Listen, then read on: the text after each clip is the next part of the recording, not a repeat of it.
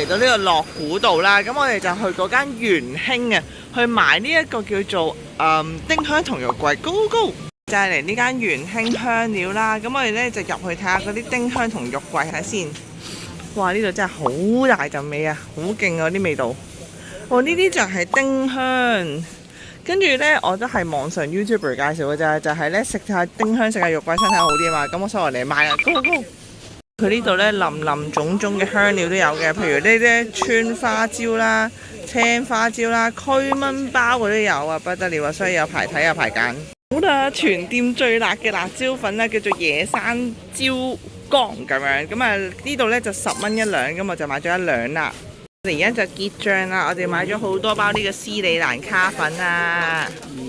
嗰個老細就話呢，如果你想食嗰啲唔同嘅雞髀，你可以呢度揀下嘅，譬如啲咩印度味啊，跟住肯德基味啊，跟住仲有土匪雞翼味啦咁樣，我覺得都幾正喎。佢總之調好咗個味，你倒落啲雞度就搞掂啦。完成任務啦，我覺得都值得嚟嘅。如果你有唔同嘅香料想揀呢，我覺得嚟呢間度去揀下 OK， 同埋好抵。我哋總共買咗300蚊啫。好啦，中意條片嘅朋友記得俾 like 同訂閱，多謝晒，拜拜。